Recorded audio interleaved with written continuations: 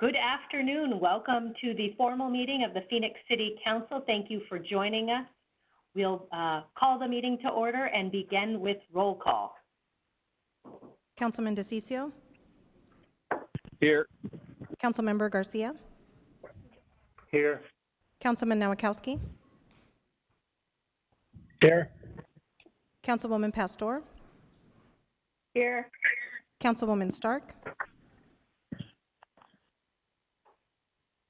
Here. Councilman Waring? Here. Councilwoman Williams? Here. Vice Mayor Guardado? Here.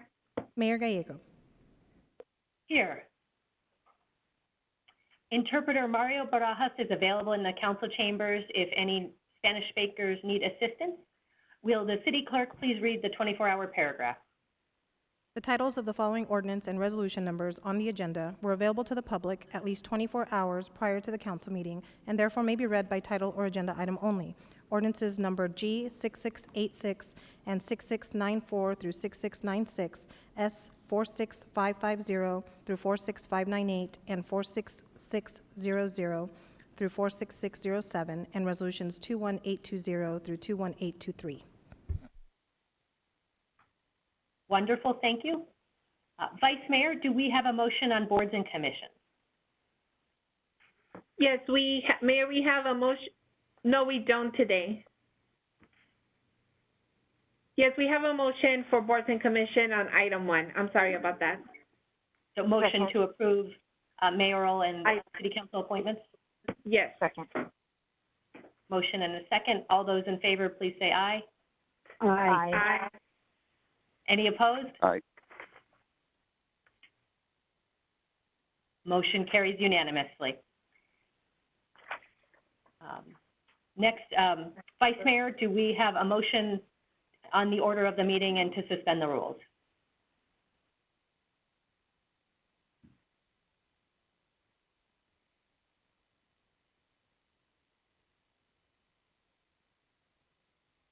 Vice Mayor, do we have a motion to suspend the rules and take item 106 out of order so that it can be heard before the liquor license item 11 that accompanies it? Yes. Second. All those in favor, please say aye. Aye. Aye. Any opposed?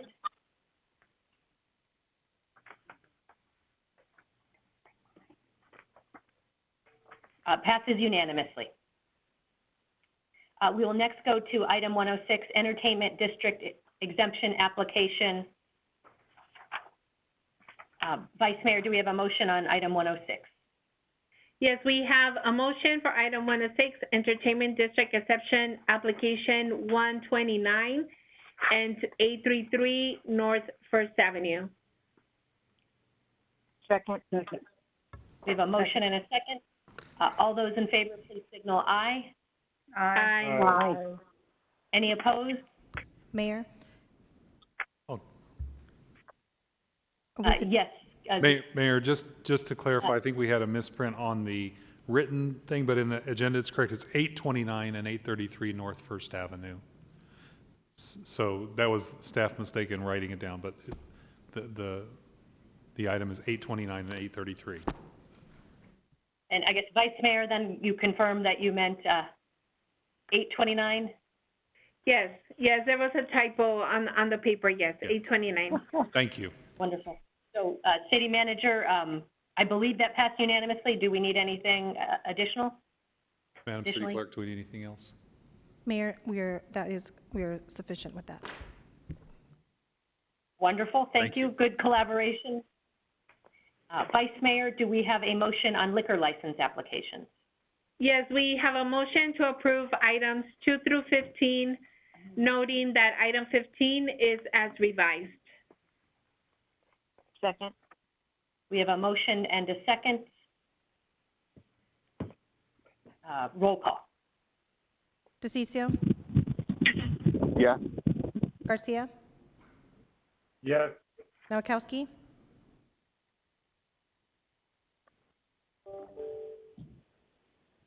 Nowakowski? Yes. Pastor? Yes. Stark? Yes. Waring, Yes. Williams, Yes. Guardado, Yes. Gallego. Yes. 9-0. Wonderful, thank you. City Clerk, are we ready for ordinances, resolutions, new business, and planning and zoning? Yes, Mayor. Vice Mayor, do we have a motion? Yes, we have a motion to approve items 16 through 118, except the following items: 19, 24, 39, 55, 60, 72, 77, and 117. Items 48 and 91 are as revised. Item 87 has been withdrawn. Item 92 is being continued to May 20th, 2020. And excluding these items for public comment are 47, 51, and 52. Nice motion. Do we have a second? Second. I think that was a second from Councilmember Garcia and Yes. roll call. DeCiccio,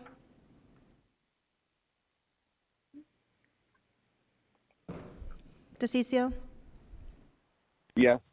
Garcia, Yes. Nowakowski,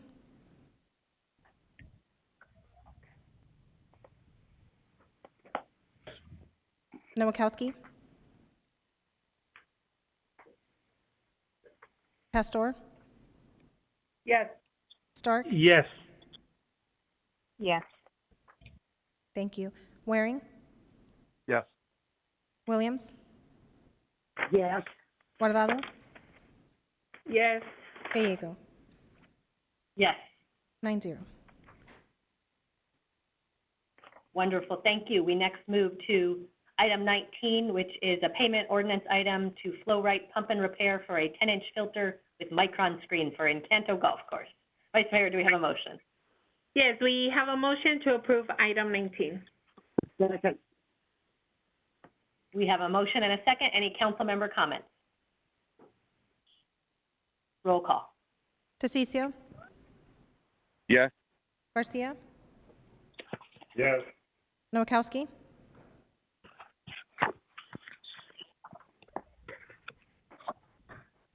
Nowakowski, Yes. Pastor, Yes. Stark, Yes. Yes. Waring, No. Williams, Yes. Guardado, Yes. Gallego. Yes. 8-1. We next go to item 24, which is a payment ordinance item for superior cleaning equipment. Vice Mayor, do we have a motion? Yes, we have a motion to approve item 24. Second. Motion and a second. Any council member comments? Mayor, Councilwoman Pastor. yes, I pulled this item. I wanted to understand if this is the pressure washers used to clean the park, but also has it increased during COVID-19? And if so, how much has it increased by? Only because I am starting to look at long-term and wanting to know how we're going to start to incorporate these pressure washers in the future. Mayor, Councilman Pastor, thank you for the question. So because of COVID-19, we have stepped up cleaning across the city. This is an example of where the Parks Department needs to have equipment to clean the parks. These are pressure washers, so it's sidewalks and restroom areas. They need to clean those, and so this is a purchase that can be allocated to the COVID relief fund, coronavirus relief fund, and that's what we're recommending as staff. Okay, thank you. But Ed, Yes. City Manager, I'm now looking at what the cost is. How are we going to incorporate that in our budget for the future? Once COVID-19 dollars no longer exist. I see. So in the plan thank you, Councilwoman. So in the plan that the council has established and was approved yesterday, there is $20 million for PPE cleaning and sanitizing related to COVID. So this would be accounted for in that $20 million cleaning and sanitizing and PPE area. So we'll be accounting for it in that bucket. Okay, so then this amount is coming out of that 20 million that we'll be voting on in item 55? Actually, that 20 million is part of that 20 million is in this, and part of it is in other pieces. So that item 55 will be partly accounted for in the PPE cleaning and sanitizing, and partly in the telework component. Okay, I'm a little confused in the sense of the power washing will be coming out of item 55. Oh, The dollars. Mayor, Councilwoman, no, this item is a standalone item that will come out of the overall allocation in the plan for PPE and cleaning. Item 55 will also be part of that PPE and cleaning, but that item is more than just PPE and cleaning because it has some telework purchases and computer purchases and security in there as well that were related. Those will be accounted for in other components of the plan. Okay. So the bottom line, I think, to assure you is there is funding in the council's approved COVID plan in the city side that accounts for these expenditures. Okay.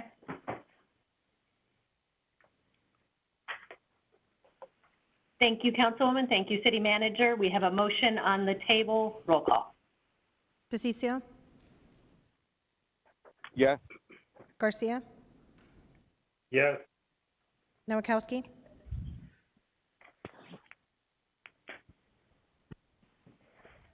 Yes. Pastor? Yes. Stark? Yes. Waring? Yes. Williams? Yes. Guardado? Yes. Gallego? Yes. 8-1. Item passes 8-1. We next move to item number 49, another payment ordinance item, which is related to the Public Safety Personnel Retirement System.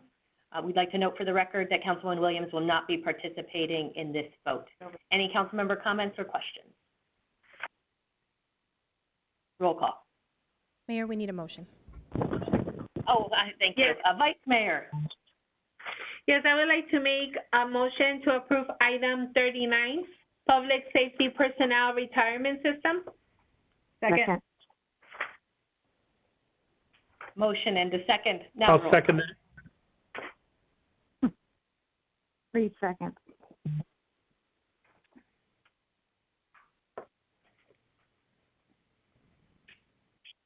So we have a motion and a second. Roll call. DeCiccio? Yes. Garcia? Yes. Nowakowski?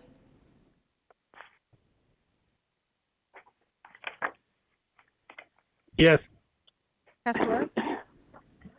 Yes. Stark? Yes. Waring? Yes. I'm sorry, Waring?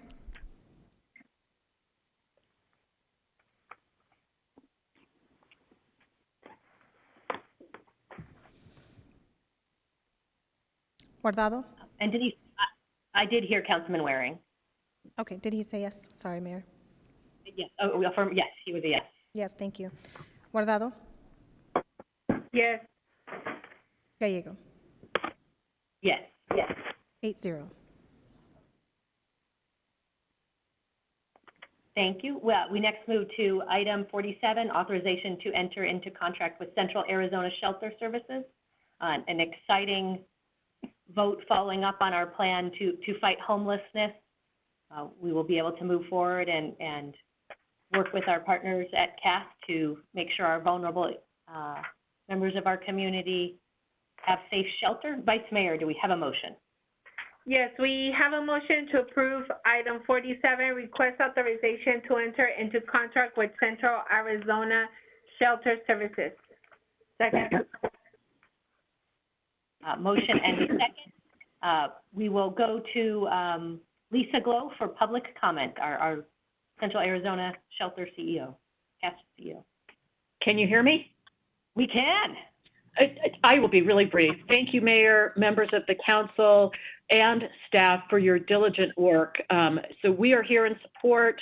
We're excited about the opportunity for this year to really take care of these people, get them into housing. We have many partnerships in place with us, including with many of the senior serving agencies throughout the community, such as the Justice Center and the Area Agency on Aging, and of course, our Human Services Campus partners. So I just wanted to say thank you, and we're ready to roll.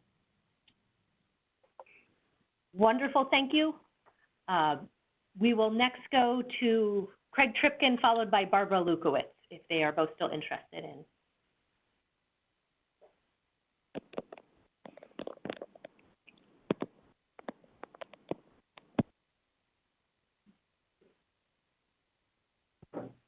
Great, what Lisa said. Thank the council and staff for all their support. And I guess I would add one thing, which is we really hope that this is the beginning of, this is the seedling for what will ultimately be a regional shelter in the West Valley, that we will learn lessons with this and that we will be able to transfer those lessons and show that there's a need. Thank you. Well said, thank you. Final speaker on this item is Barbara Lukowitz. Also, I want to give my greatest respect to the City Council and especially to the staff who have worked so diligently to bring this forward and to make this dream of serving vulnerable seniors a reality. This has been happening since the probably the late 90s, and now we're finally here. I commend all of you for taking this step, and I'm especially happy that Cass is the leader in the program and will do a great job. Thank you so much. Thank you, well said. It has been a wonderful partnership between our city staff and the nonprofit community doing such important work. With this item and item 48, we're making very big investments. We've also had some great items on the agenda, partnerships with UMOM and Native American Connection. Among the actions today will be a new partnership to offer hotel rooms to our most vulnerable individuals who are experiencing homelessness. Great steps forward in fighting family homelessness and support for our youth. So thank you to our staff who worked so hard on this partnership. Thank you to all of the nonprofits leading the way. And thank you to the Phoenix City Council, which supported the plan developed by our staff with a unanimous vote. Do we have council member comments on this item? Roll call. Dicicio, Yes. Garcia, Mayor, not explain, but just talk about my vote. Please do. Yep, I didn't get to chime in. I'm really excited that we're moving this funding. I think it's really important. I trust organizations like CAS to do good with this money and support as many people as possible. I hope we continue both with the CARES funds, but moving forward to prioritize this issue and to support the people that are out there, especially as it's getting hot. And I want to thank CAS staff and Lisa for all the work and our staff for making this happen. So with that, yes. Nowakowski, Yes. Pastor, I just want to thank Cass. I appreciate everything that has been done with the staff and our partners, but I really want to thank Cass for bringing in and partnering with Justice Center. I feel that it's very important to take care of our senior adults, and so I really appreciate it. So I'm a yes. Stark, Yes. Waring, Yes. Williams, Yes, and I want to thank Cass and our staff and Craig Tripkin for really pushing this until we finally come up with a solution. But I hope it's only temporary because I think we need a larger facility outside of the city of Phoenix. And I know that they're still working on that, but thank you for now, and yes. Guardado. Yes. Gallego. Yes. 9-0.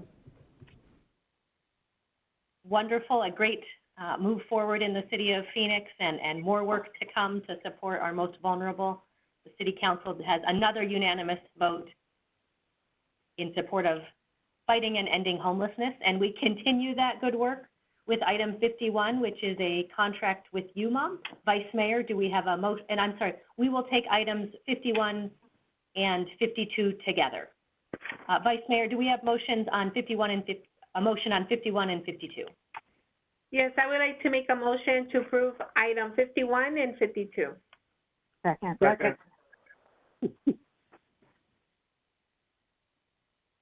Looking like, again, additional strong support with the number of seconds on that. We'll go to the phone or to the WebEx to Stephen for comment.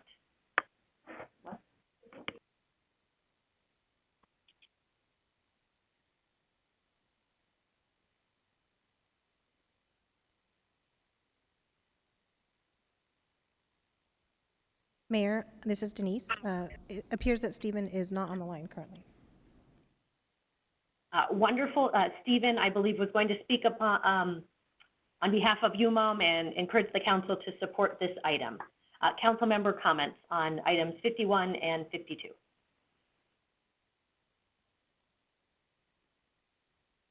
Roll call. DeCiccio.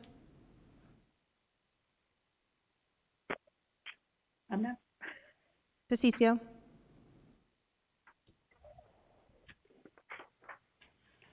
Garcia. Yes. Nowakowski. Yes. Pastor. Yes. Stark. Yes. Waring.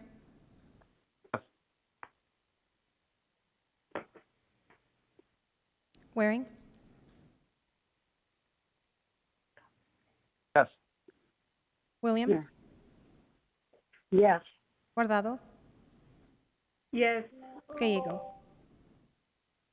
Yes. 8-0.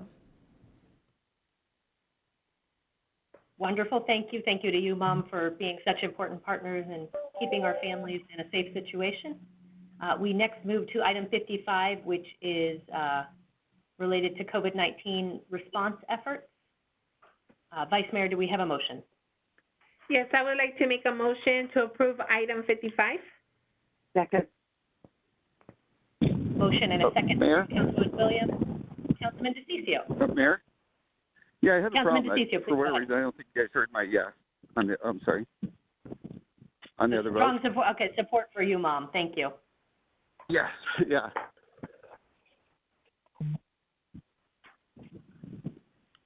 Wonderful. Thank you. Mayor? Thanks, Mayor. Item 55, Councilwoman Pastor. Yes. I just wanted to understand what the other COVID-19 expenses were. Mayor, And then one it moment. talks about, Yeah, go ahead. okay, Just having And then it the talks about- CFOs coming to the table. So, okay. yeah. And then it talks about other PPE, and then it talks about future PPE.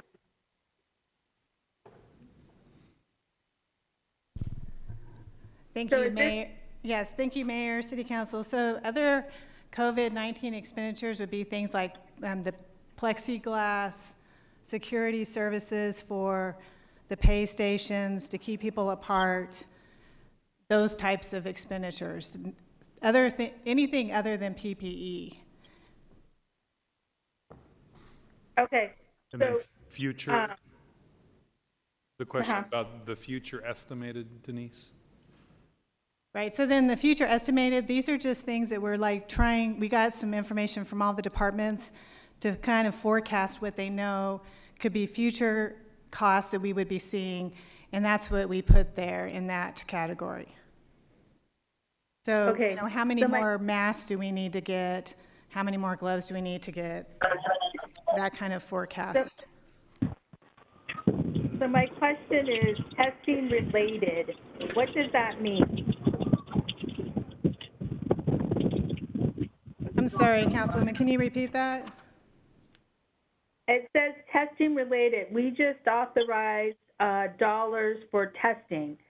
And in this amount, it says testing related. Yes, thank you, Councilwoman Pastor. So what that is this is a payment ordinance. So again, remember, this is just giving us authority to pay the bills. So this is the same amount that's related to testing that was discussed yesterday. Okay, so this is all of this is work that has been done or is going to be done? Yes. Yes, Mayor, City Council, that's correct. It's both. It's both, and it's things that we think will be done in the future too, with the estimated. Okay, thank you. Thank you, Councilwoman. We have a motion on the table. Any additional comments or questions? Roll call. DeCiccio, Yes. Garcia, Yes. Nowakowski, Yes. Pastor, Yes. Stark, Yes. Waring, Yes. Williams, Yes.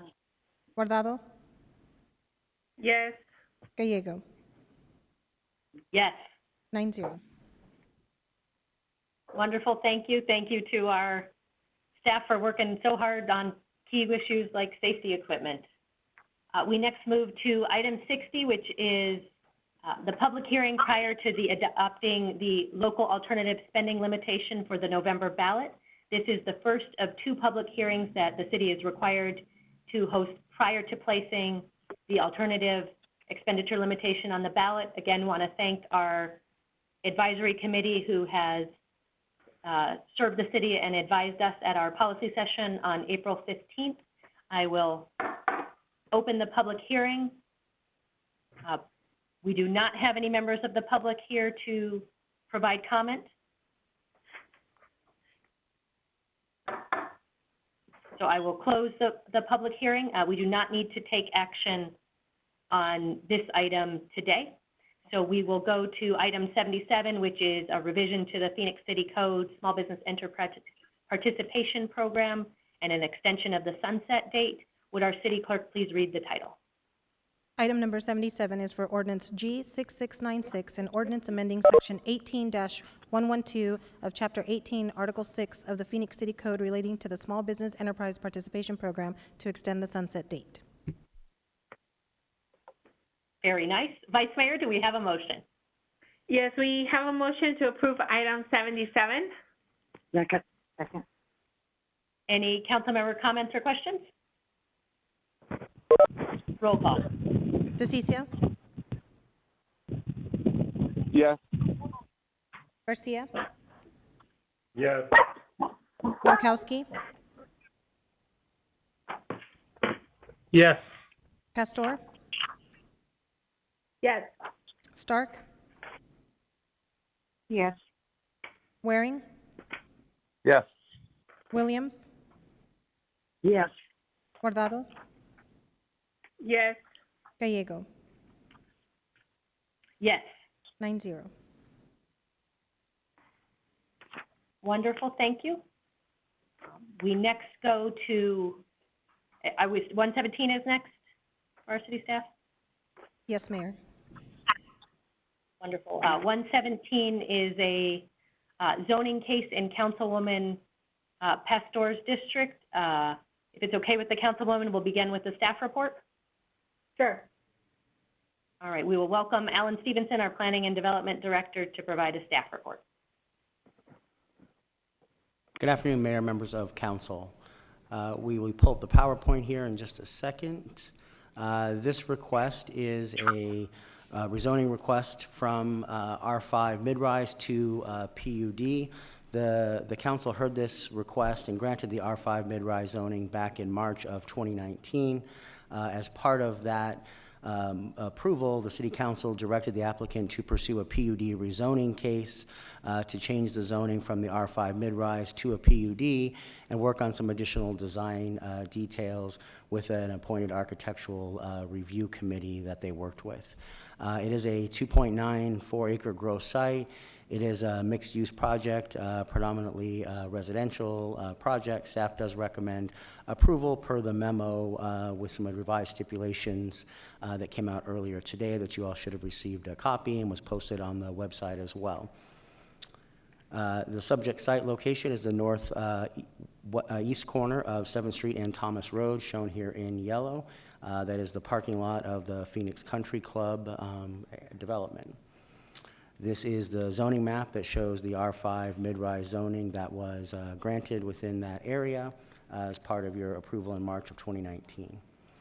Here is a conceptual site plan showing the building footprint on the site with the additional parking. This is a ground floor vignette showing what the streetscape will look like as it relates to Thomas and 7th Street, trying to provide for articulation to encourage walking and pedestrian activity along those street frontages. It is a podium project where you have the pool and amenity deck, and then the condos go up from there as shown in this particular example, up to the maximum of 110 feet in height for 125 residential units is what the applicant is proposing. This is an exhibit showing the further off from around it. As you can see here, here's a aerial view of it showing with the pool and amenity area, in the parcel. There's another exhibit showing what that will look like from the other side. Staff does recommend approval per the memo from myself today and adoption of the related ordinance. That memo adds a couple of additional stipulations, one requiring further architectural review committee meetings to further refine some of the design and focus on how to enhance a little bit more of that pedestrian streetscape area along 7th Street and along Thomas. It also adds a stipulation requiring notice for a few folks who have been particularly interested in this case of the preliminary site plan review, and if there's any planning hearing officer or zoning adjustment modifications. I would note for the record that there is a typo error on the address of Mr. Warnicki in there, but I believe that will get clarified as part of our discussion here. With that, I'm happy to answer any questions. Wonderful. Any questions or comments on the staff presentation? The mayor. Yes, Councilwoman Stark. Oh, let me put my camera back on. So, Alan, the height was already decided the last case we heard on this property, correct? Mayor, Councilwoman Stark, yes, the council approved 110 feet in height as part of that approval back in March. Okay, thank you. Thank you very much. Thank you, Alan, Director Stevenson, and Councilwoman Stark. With seeing no additional questions, I will go ahead and open the public hearing. I believe that the stakeholders discussed ahead of time a format, and maybe turn to our planning director. Mayor, yes, I'm sorry, let me clarify. There was discussion with the applicant and neighbors regarding the presentation format here this afternoon. Since this is our first zoning public hearing in the new WebEx format, we did have to work out some logistics on that. And so that is going to be 30 minutes each side, and each side is expected to monitor their own time. So if some of their speakers use up more time, that is less time that others will have for their overall total of 30 minutes. In this case, the applicant does have a PowerPoint presentation that they will go through and talk about, their particular request. Then there are other neighbors who wish to speak in support of the project. On the opposition side, there is one neighborhood leader, Mr. Robert Warnicki, who does have a PowerPoint presentation with some exhibits on their side that he will use as part of his presentation, and then have up for a couple of the other speakers have some items that are part of his PowerPoint presentation to go through as well. And then with that, we'll be happy to answer any questions of the council at that time.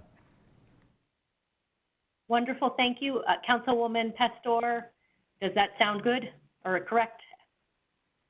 Yes, that sounds appropriate. All right. Well, thank you all for that.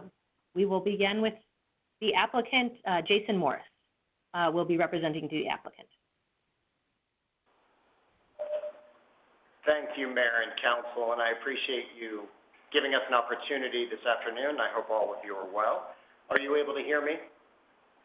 We are able to hear you.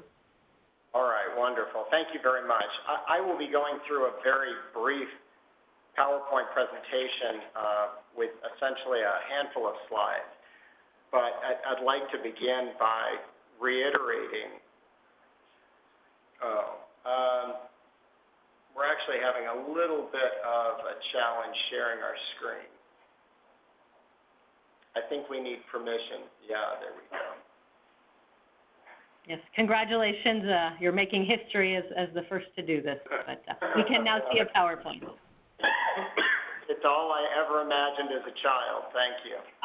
I'm sure, yes. So with your permission, Mayor, we're going to begin our presentation. I'd like to say in advance, this is a somewhat unusual hearing, and not only in terms of it being a virtual hearing, but also by nature of the hearing itself. We're talking about a project that has been recently rezoned and currently enjoys R5 mid-rise zoning. And much of the reason we're here is to comply with stipulations that were enacted last year to ensure that this project is precisely what the council and, more importantly, what many of the neighbors envisioned for this corner. With that, we're all familiar with the site itself. It is an arterial-to-arterial intersection at the northeast corner of 7th Street and Thomas, surrounded by commercial uses. In talking about the project history, as I mentioned, this site was rezoned to R5MR, and I mention that because the significance of the existing zoning is twofold. First, the site could be developed with this project under the current zoning, and that's obviously a very unusual aspect of a zoning case. But secondly, the existing zoning with mid-rise has the potential to be altered for up to 190 feet because of that mid-rise overlay. Currently, there's a stipulation that it be developed at no greater than 110 feet. But one of the concerns of council last year during the approval of this case was that they wanted a belt and suspenders approach to ensure that no future developer took advantage of the 190 feet that is allowed by the mid-rise and went through the PHO process in the city of Phoenix. The methodology is what we're doing today, to go in and create a PUD for this site that restricts forever the maximum height at 110 feet, but also provides a series of amenities and development enhancements that wouldn't otherwise be required under the R5 zoning. So this gives a little bit of the project history, but also talks about where we stand today and what we were required to do in the last year. The next page illustrates the stipulations from that original case last year, and you can see the check marks, Mayor and Council, that indicate we have filed the PUD that was required.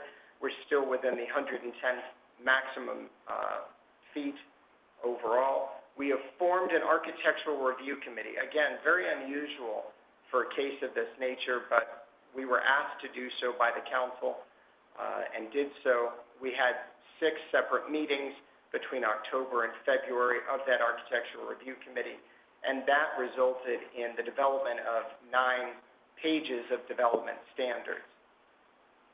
We also permitted ground floor uses. We provided above the requirement for parking spaces, because that's obviously significant, as well as activated the corner and landscaped the corner beyond what would otherwise be required. We see here in this illustration really the result of all of those stipulations, so that you can see the benefit of the work done by the Architectural Review Committee and also what those stipulations engendered. The next page also illustrates some of the benefits of these stipulations. And I bring these illustrations to your attention because the extent of the work that's shown here was not required under the original R5 MR zoning, and much of what you see is a result of the PUD that is a part of the case in front of you today, including the landscaping, the artwork, and the activation of the intersection.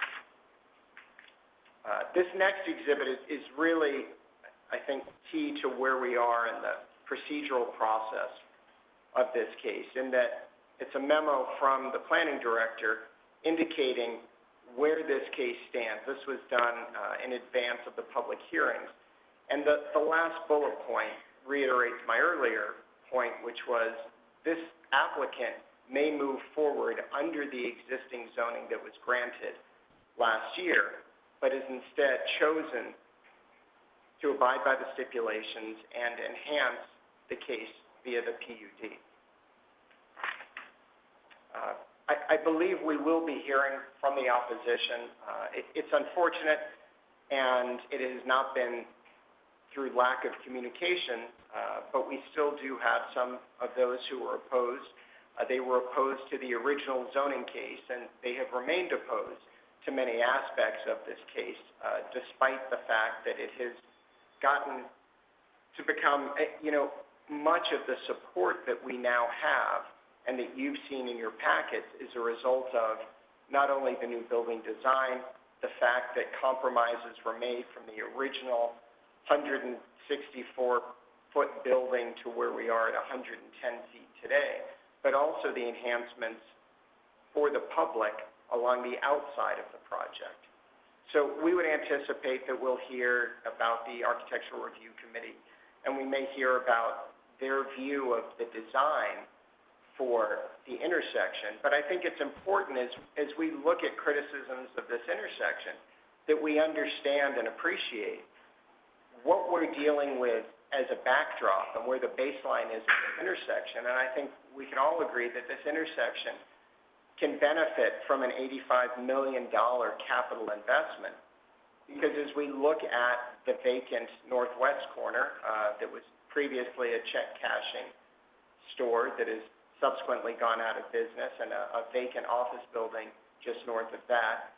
As we look at the southwest corner, there is activity, but I think you can agree, not only of that corner, but of all 3 of the other corners, they're really distinctive in the lack of landscaping, lack of a pedestrian appeal, and lack of physical attributes in terms of the architecture and design. We're talking about an abandoned gas station, an existing gas station and convenience store, and a vacant commercial office and retail building. So we believe that what is being proposed here is not only a significant upgrade to what was approved last year, but also a significant upgrade to this intersection, and something that the Phoenix Country Club, whom I represent, and John Graham, who is here today, will be able to be proud of, recognizing that they are the closest neighbor to this project. With that, Mayor, I'll pause and ask that we have an opportunity to hear from some of our speakers should any other issues come up during this case. Wonderful, thank you. We will next turn to Peggy Neely.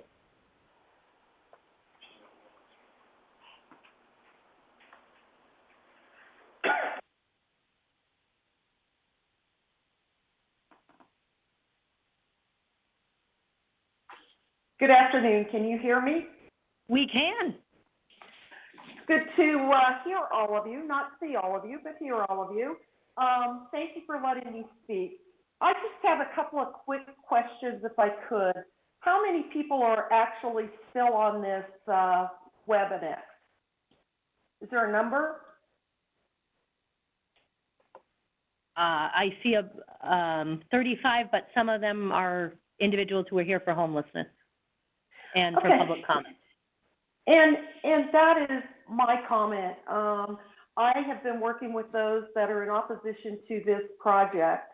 And in March of last year, when it was heard at all of the areas, they packed the council chambers. They had people down the center. They had them on both sides. So if I was to guesstimate, they probably brought out a good 60 people at least, if not more. So my comment to all of you is, if I was an elected official, and I think I was at one time, would I want to decide such as divisive issues such as this on a webinar? I think that this takes a lot of people, and it takes away from those that want to be involved. I went ahead and printed out all of the information that we had been given about support and non-support. It was about a half a ream of paper. So I can tell you there are a lot of people that are interested in this case, but to have 30 on the line seems to make me want to pause and say, why are we hearing this? I know that the council continued this twice because of the COVID that we have going on, but are we in such a hurry that it needs to be decided today? Could we not wait until, give it another 30 days and see if this could be in a public setting? So those are my comments. I appreciate you giving me the time. I think that Phoenix has a great public process. We always have made sure that the people can have their voices heard. And I'm not sure that that happens in this format. Thank you. Thank you, and I guess I should clarify. Yeah, go ahead, Councilman. This is Councilman Nowakowski. Councilman Peggy, Nowakowski. what are some of the concerns? What are some of the concerns from the community? Is she still on the phone? Okay, can you hear me? I can hear you now, okay. yeah. I think that they believe that corner, with the height that it has before it goes up, is going to virtually dwarf that corner. They believe that the building really belongs on Central, and they're worried for the neighbors that live to the south that are going to have to be overlooking or being in the shadow of that building. Now, the architectural committee will help, but there's still a lot of issues that lay out there that they would like to be heard on. That's what I would tell you, Michael. Thank you. Or Councilman. Thank you. No problem. Thank you, and I should clarify, I think we have a very robust number of people who are on the WebEx for public comment today, so it appears we have 8 individuals who are on for this item. But can I turn back to our planning director and make sure I am following what you agreed upon? Mayor, members of council, I think that Mr. Morris on his pro side has some additional neighbors in support that we're hoping to speak, and then go to the opposition side, where then former Councilwoman Neely was to be the first speaker. Then they have an order of speakers they would like within that area that staff is teed up and ready to go with that. Wonderful, thank you. I thought when Mr. Morris made the comment about reserving time that I was to go to Peggy Neely, and I'm not sure that was right. So, Alan, is it next then Michael Jordan in support of the application? Yes, he's in support. Okay. So then I think we will go to Michael Jordan, followed by Brent Kleinman, and we'll ask staff to help us keep track of timing. So Michael, the floor is yours, and you will be followed by Brent. Can you hear me? Yes, I can. We can. Technology, wonderful. thank you for this opportunity to allow me to speak in support of this project. I have a business on 7th Street and have been there for 29 years. And over these many years, I've witnessed a lot of changes in the area. And for instance, in the neighborhood just to the east side of 7th Street, the Coronado area, the homeowners together with the Homeowners Association have done just a terrific job of transforming that neighborhood. It's a well-maintained historic district of attractive and popular homes. And the same could be said of the homeowners and the neighbors on the west side of 7th Street between 7th Street and 3rd. Unfortunately, you couldn't say the same for the development along 7th Street itself. So between McDowell and Thomas Road, or even up to Indian School, development has been very slow. I know that was a reference to the abandoned businesses on the northwest corner of 7th Street and Thomas, as well as the south east corner of 7th Street and Thomas, but I could go further. If you just go one block south, there's a vacant lot that is occupied by vagrants at night. A block and a half south of there on the east side of 7th Street is another vacant lot, same problem, followed by a string of 3 or 4 buildings that used to be occupied by businesses that have since closed. So we currently have blight on 7th Street, but we're surrounded by neighborhoods where the neighbors have worked diligently to clean those areas up, to really make them something. They're very popular, and we really deserve some positive development on 7th Street. This would be a great addition for everybody, and I'm excited about the project. And I would respectfully ask for your approval for the project to move forward. Thank you kindly. Thank you. Brent will be followed by Jim Huntwork. Brent, the floor is yours.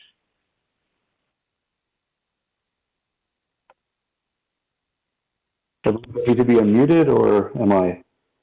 No, we can hear you. Perfect, fantastic. Okay, well, thank you, Mayor and members of council, for allowing us to speak in this unique way. And I have had an office for some time, now closed, but on 3rd Street in Thomas, and have been a user of this area for over 20 years in different manners and shapes. And I believe they're getting to speak after Peggy gives a little opportunity to possibly clarify some issues. The idea of maybe not enough representation here via WebEx, I think may be a little bit misleading. The previous zoning that's been passed, the mid-rise zoning, has created a very unique opportunity for the Phoenix Country Club to build this. And they have taken an additional step and said, we understand the concerns of the community, and we are going to look for this PUD to further modify and restrict our own opportunities in building this, which is typically unforeseen in the world of planning. If they get the whole ball of wax, very seldom will they give any back voluntarily. And that's happening here.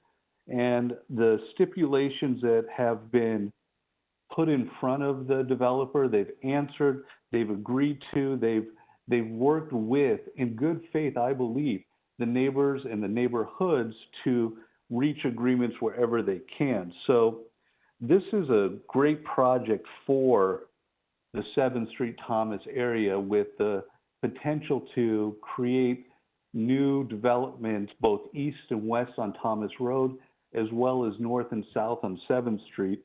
And not to mention concerns of tax revenue coming into the city, but I think this could be a step in the right direction to increase tax revenue through the building of this project and other projects that come on board following afterwards. So I would like to see, and I ask the board to approve this PUD and allow this project to move forward, because this is a good project for the city of Phoenix, and I believe it is truly in the spirit of the general plan that was provided. A project like this should be approved. Thank you very much.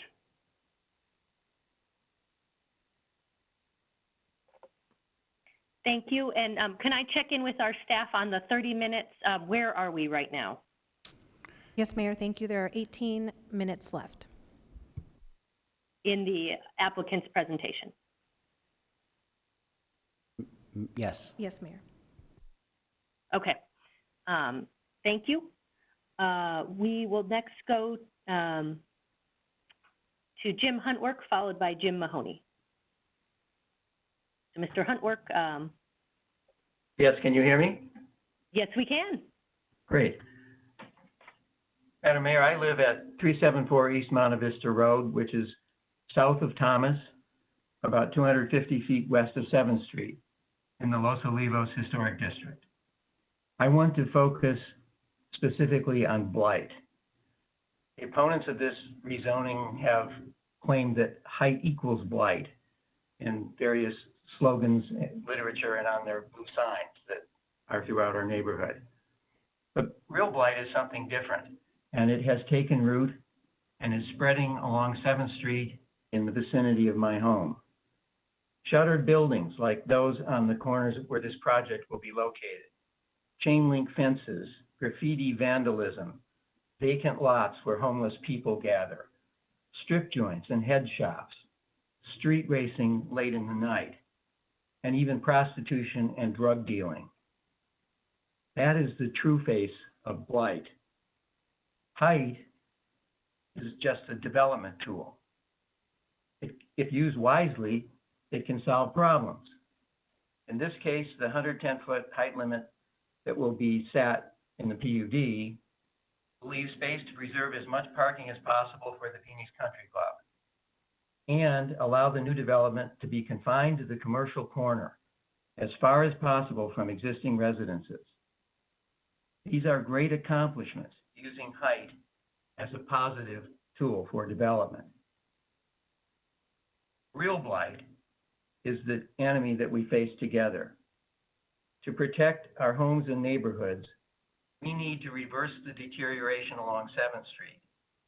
And the cure for blight is the same in Phoenix as in Detroit or anywhere else, and that is simply reinvestment. This zoning case represents an investment of tens of millions of dollars, right where it is needed. And the new neighbors who move into this development will add economic vitality to the Midtown community for generations to come. So, to fight blight and protect our homes, please vote in favor of this rezoning. Thank you. Thank you. We will next go to Jim Mahoney. Good afternoon, Mayor Gallego and Council. This is Jim Mahoney. Let me start also by thanking you and the Council for your leadership during these unprecedented times. Thank you very much. My name is Jim Mahoney, and I reside at 137 West Rose Lane in Phoenix. I'm a resident of Phoenix for over 50 years and a proud Phoenix Country Club member for over 40 years. As has been stated, the City Council approved a zoning application for this parcel on March 20th of last year. After that council approval, I was asked by the club board of directors to 1, negotiate the agreement for the sale of the corner parcel to John Graham Sunbelt Holdings, and 2, represent Phoenix Country Club in completing the PUD stipulated in the March 20th, 2019 ordinance. Specific to stipulation 21B, which called for the formation of an architectural review committee consisting of a minimum of 3 neighborhood representatives, I led the effort to put this committee together, which was comprised of 5 members, 3 from the Coronado neighborhood and 2 from the Country Club neighborhoods. On October 30th of 2019, I met with Jeannie Yager, who was accompanied by Robert Warnicke, to listen and understand their objections to the proposed residential project. At the end of our meeting, I invited Ms. Yager and Mr. Warnicke to join the Architectural Review Committee. They both declined. Ms. Yager did suggest we ask Artie Vigil to join the committee, which we did, and he agreed. The Architectural Review Committee met on 6 occasions between early November and early January when the PUD document was finally in its final form. The meetings were run by the developer and the project architect, but allowed for robust discussions and idea exchange by the committee. Topics for the meetings included building architectural style, materials and color palette, landscape lighting, seating, street level activation, and placemaking. I'm very appreciative of the time and thought contributed by the committee members, and it is disheartening to hear their work product criticized by members of the oppositions who are, especially those who were offered a seat at the table and declined. Finally, and at the risk of being repetitive with comments from others, the 7th Street and Thomas Road intersection is significant and has been on a downward trajectory for the past 10 years, a period of economic growth and prosperity otherwise. I'm hopeful, and with John Graham's involvement, confident that this $85 million project housing residents with an annual consumer spend of $25 million or greater will be the catalyst that encourages new investment at this important Central Phoenix intersection, which benefits the surrounding residential neighborhoods and the city at large. Thank you very much. Thank you. We will next go back to folks with concerns about the project. We will begin with Robert Warnicki, followed by Jeannie. So Robert, the floor is yours. Good afternoon. I'm going to see if I can share my screen.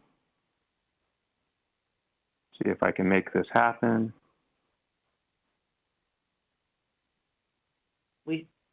Excellent. Can everybody hear me? Yes, and I can see your screen. Terrific. My name is Robert Warnicki. I live at 506 East Catalina Drive.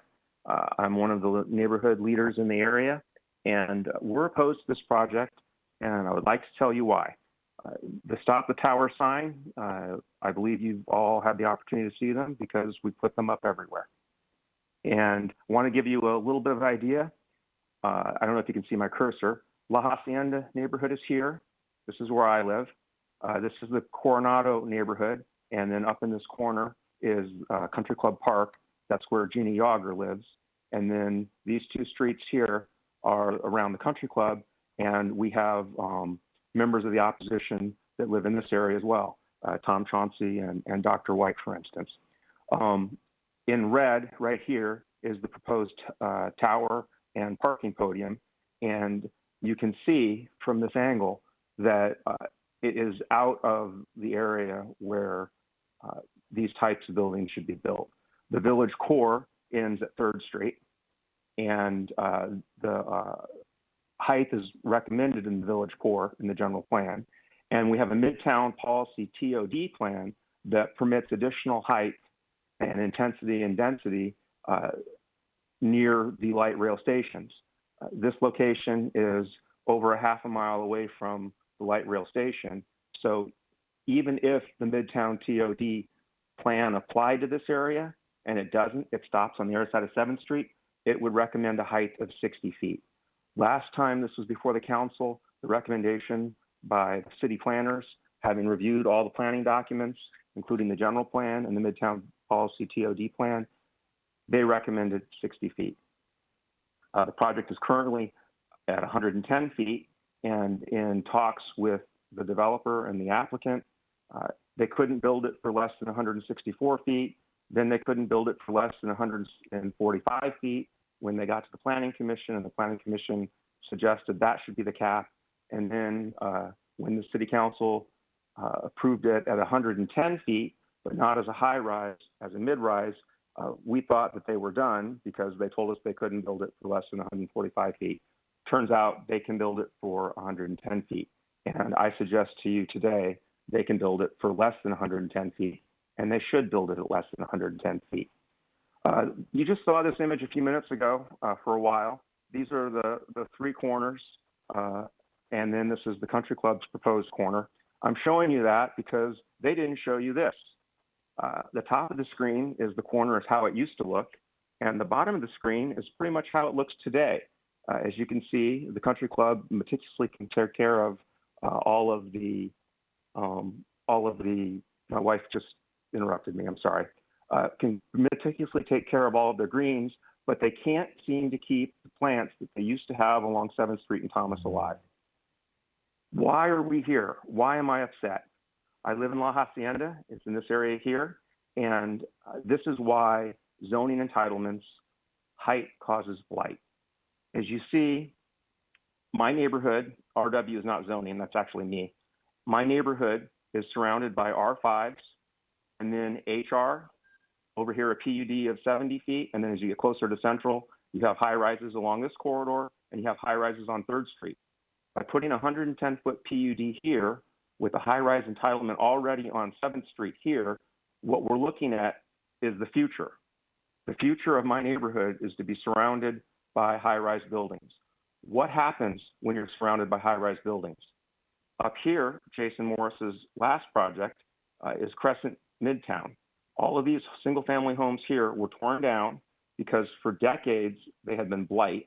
They had been owned by, I think, less than half a dozen people, speculators. They were maintained largely as rentals, and they were a disaster. And they were all torn down this cycle for what is now Crescent Midtown, which is going to be a 2-story parking podium and 4 stories of sticks. Why is that important? Because that's a neighborhood that was lost after a high-rise zoning was put on this property and high-rise zonings were put on this property. And high-rise zoning was given out on Earl in the 60s. When you surround a neighborhood with high-rise zoning or with tower zoning, what do? You get a neighborhood that falls into disrepair, speculators move in, owners move out, and it becomes blight because everyone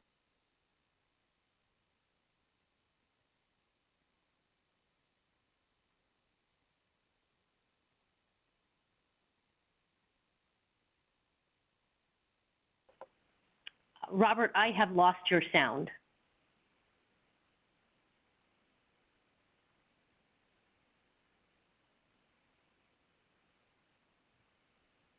Robert, can you hear me?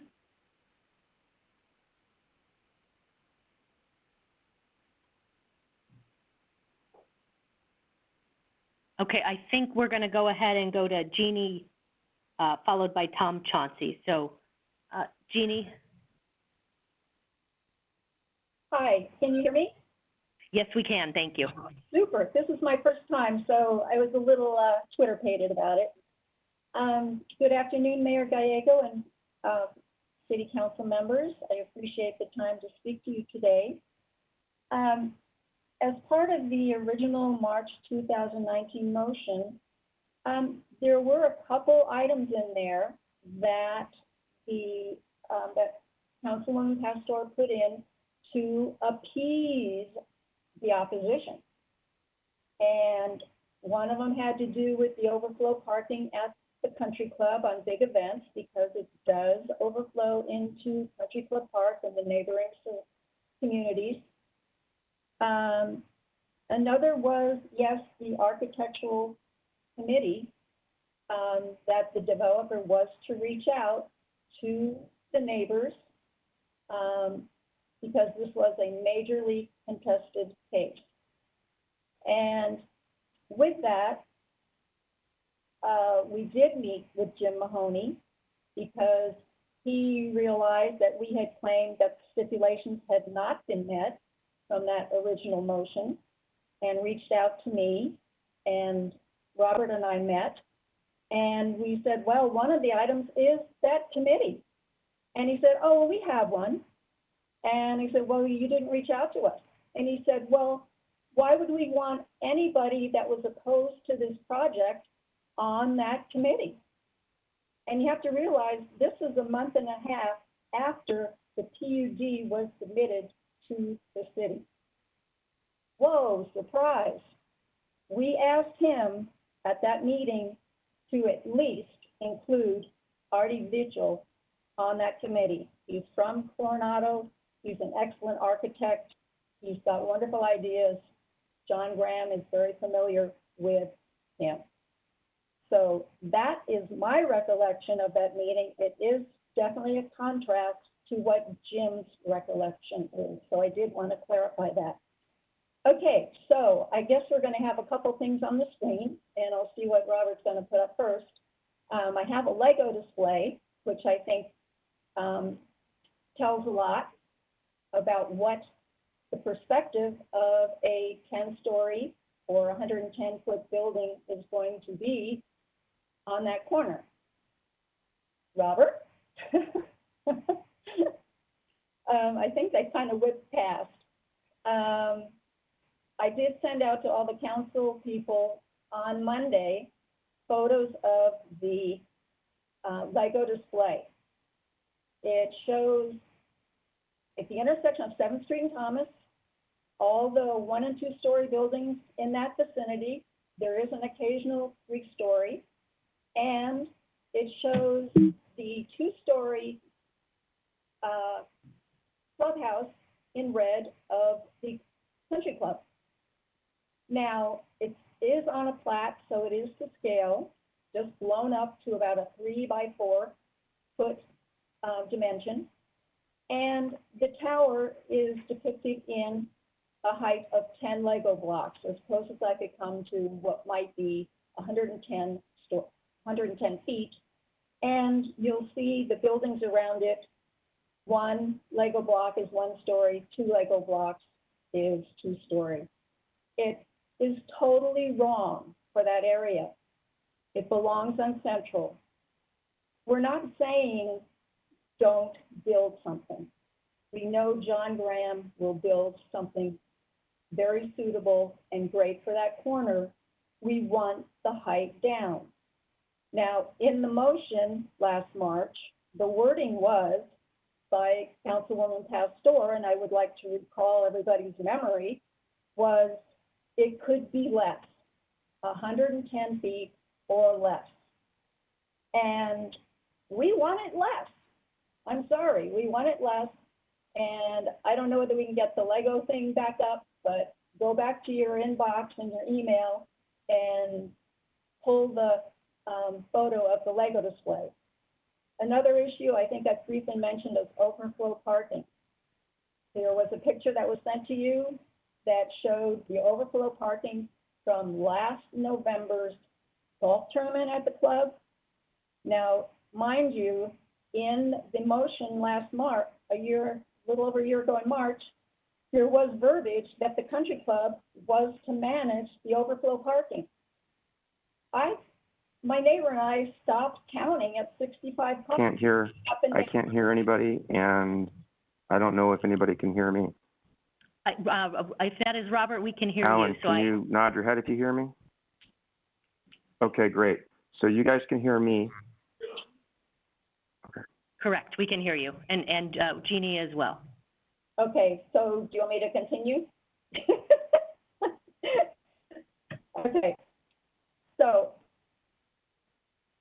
I understand, the club is going to be sacrificing a lot of parking spaces.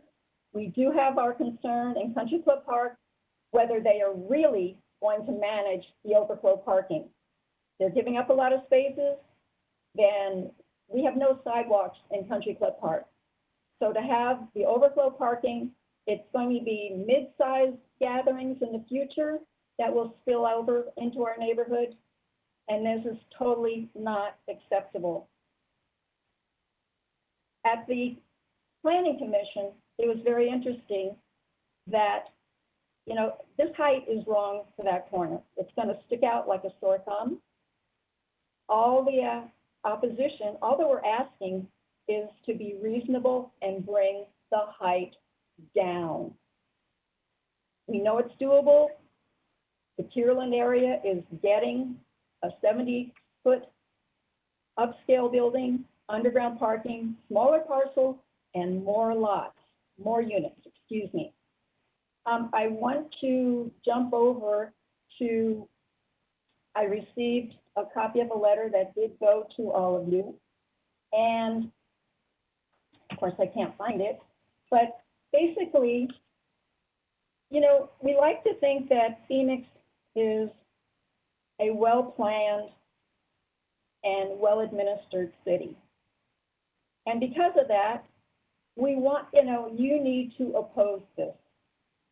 The city spent a lot of money and time and resources to develop the general plan, with 76% of the Phoenix voters wanting it.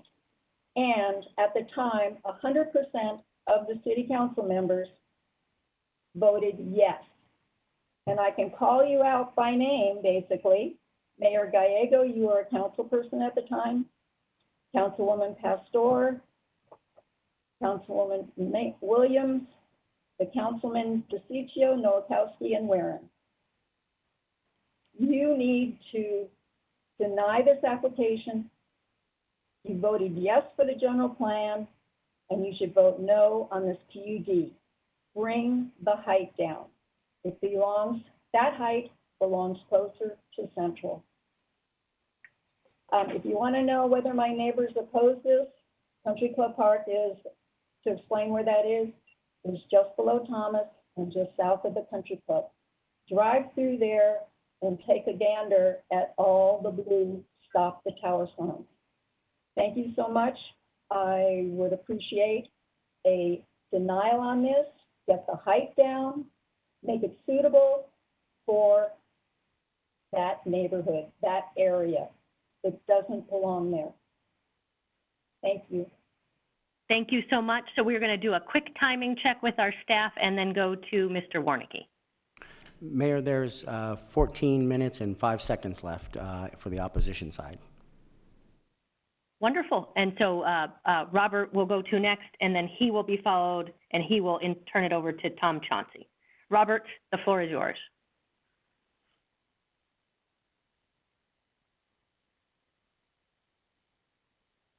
And Robert, I show you as muted. Can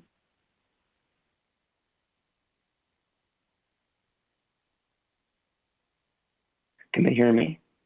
Now we can. Thank you.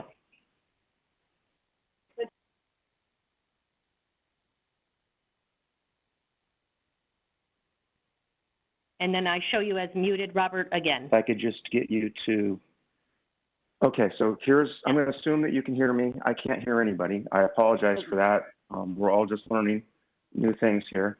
Apparently Jason Morris gets to have an easy time of it, and I get to struggle. Okay, so La Hacienda is surrounded. What is PUD? PUD is short for planned urban development zoning. Why do we have a zoning tool that essentially is written for the particular project? We do it because it's intended to build an environment that is superior to that is provided by conventional zoning districts and guidelines, using a collaborative and comprehensive approach, okay? That's not what happened here. Let's go to the city plan. The general plan 2015 provides on page, I think it's 95, that vacant and undeveloped land in the older parts of the city should be developed or redeveloped in a manner that is compatible with viable existing development and the long-term character and goals for the area. The tower there does not fill those requirements. I was going to highlight things on this page, but as it turned out, everything on this page supports not granting this PUD. It's pages 106 and 107. Every neighborhood should have, and community should have a level of certainty. We don't have that because this tower, outside of the city core, outside of the village core, and outside of the Midtown TOD, breaks that certainty. It breaks all the promises on this page. Historic districts, we got some of those involved here. You're supposed to have land use that encourages the use of historic resources, encourages development and infill that is responsive to the historic surroundings, and is compatible with size, scale, massing, proportion, and materials. This scale and size is not proportional. Here's the rendering of the building as essentially we see it. You saw a much prettier kind of mausoleum shape of theirs. This is the best I can do with Google Earth. But this is what we're looking at. And they're going to dress it up with concrete materials and windows that aren't functional, I think, to the parking structure. But essentially, we're going to get concrete walls in this corner. What does that look like to you? Well, the city has done this before. They did this to us on 3rd Street, just south of Indian School. I believe this is the PayPal building. Concrete walls. That's what the city gets. Here's another example. This is sort of a parking podium like they're proposing with a high-rise or mid-rise, as they call them, behind it on 22nd Street. Robert? This is Robert, hold on one proposed second. treatment. You can't- Oh, my pictures aren't showing up. Did I fail to share my screen? Yes, that would be great. Thank you. All right, so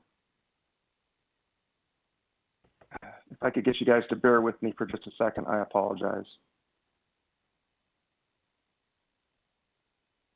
All right, so this is, Alan Stinson, I can see you. Can you nod if you can hear me? Okay. Can you see my slide? We see the PayPal building, I think. Excellent, thank you. So this is the PayPal building, a concrete wall. It's very similar to what the proposal is going to give us on 3rd Street with the PUD. This is 22nd Street and south of Camelback. It's a parking podium with a building behind it, very similar to what they're proposing for 7th Street and Thomas. Not an improvement, not something the PUD should be used, not a superior built product. It turns its back to the corner. This is the Lego slide that Jeannie was supposed to be showing during Jeannie's talk. Before I go off, what I would like to say and would like to communicate is that we don't really know exactly what they're changing on the existing R5 MR zoning to do this. They are it's clear that they're giving up open space. It's clear they're asking for a reduction in open space. It's not clear to me what they're doing to the setbacks because of the way the PUD is written. But what it is clear is that they need something from the city. They need entitlements from the city to go forward. It was mentioned that they could just go forward with MR R5 zoning and they'd be fine with that. We don't think that's the case. First, we don't think they can build it because they're asking for other zoning relief, entitlement relief in this case. Second, the motion last year that was passed provided for a sunset of the zoning, and we can fight about whether or not entitlements go away. But what's important is they're asking you to give something else up. Certainly, they're asking you to give up the open space. What I'm asking you is that if they are going to get this PUD, that somebody make a motion that it be for a more limited height or the parking garage be underground.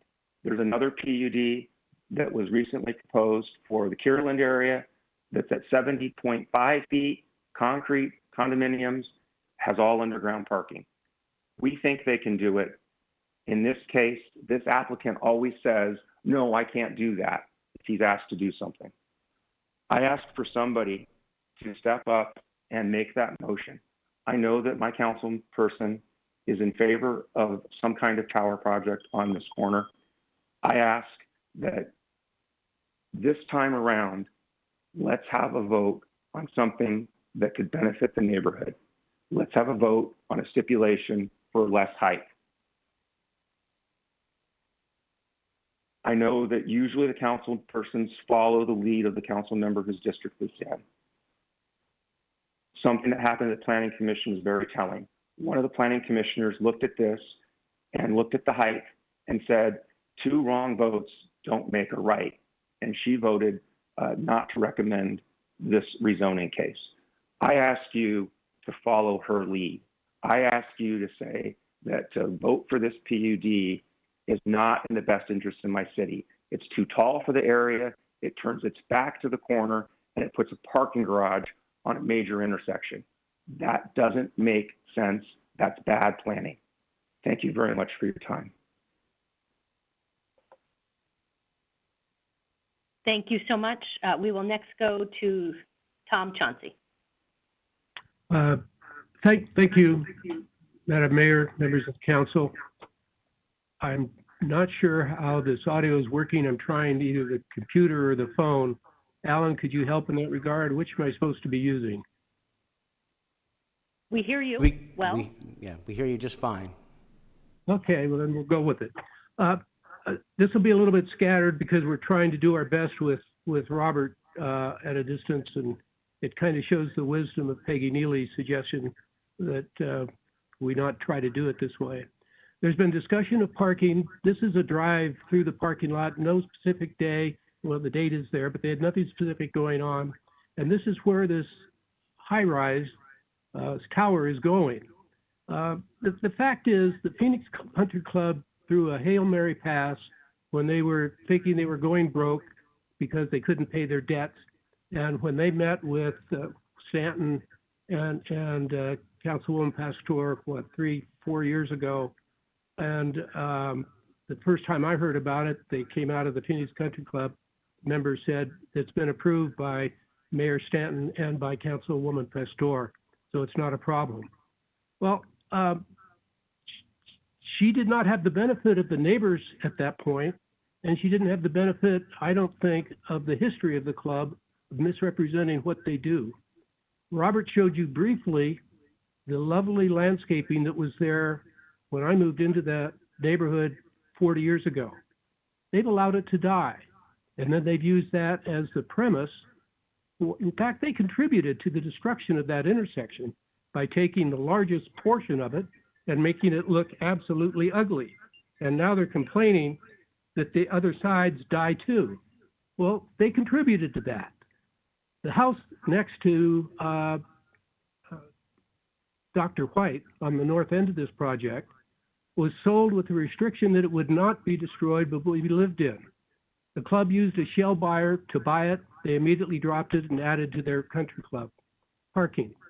A member of the club who sent a supporter of this member, he sent an email to everybody on the East Country Club saying this was only going to be 1 acre, a little over 1 acre.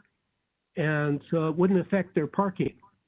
When the members of the Phoenix Country Club finally figure out that their parking is going to be totally negatively impacted by this, they're going to be very unhappy.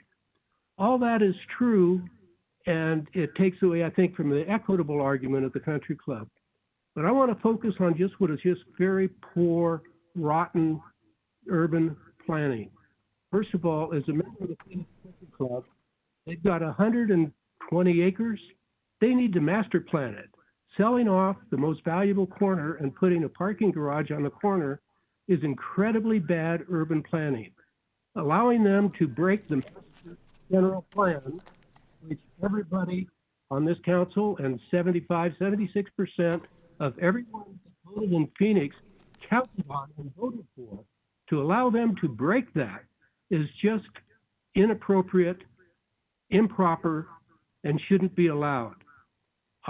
I can understand the argument, and actually I think the Phoenix Country Club is coming around. They've got now more professional management with Troon taking over the operation of a lot of it and probably will take over more. They actually did what they should have done 3 years ago, which is refinance their loan.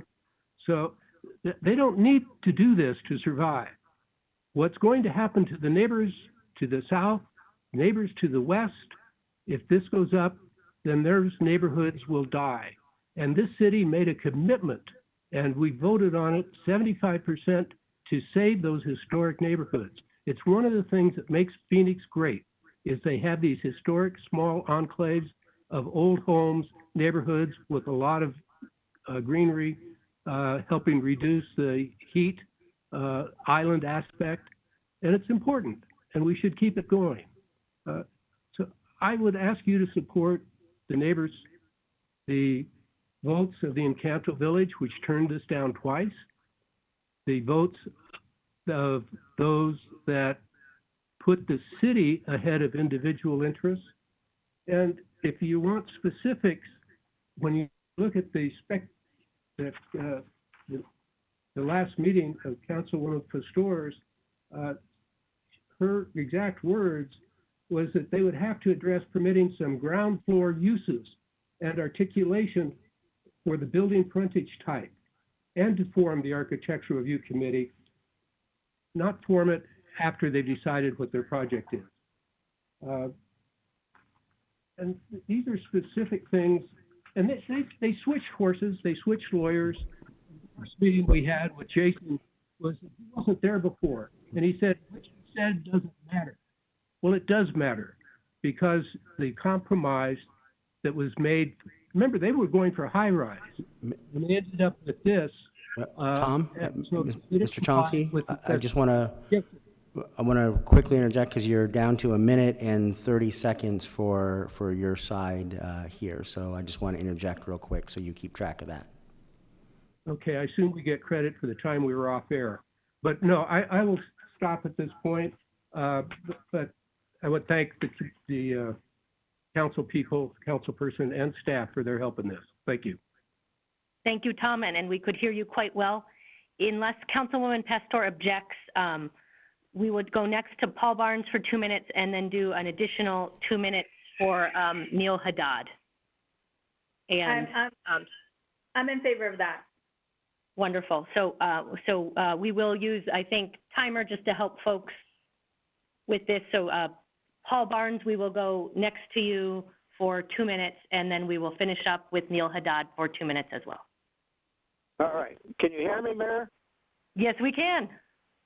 Okay. Thank you very much, Mayor and members of the council. I wanted to remind everybody, as Jason Morris said very clearly, what was passed by the city council was not just 110 feet. It was not to exceed no greater than 110 feet, which would certainly indicate that what we've been trying to do, and that's come up with a compromise, would be reasonable. The Neighborhood Coalition of Greater Phoenix, of which I'm an officer, we're not opposed to reasonable development at that site. We've offered to accept a maximum height of 85 feet with underground parking and 30% open space.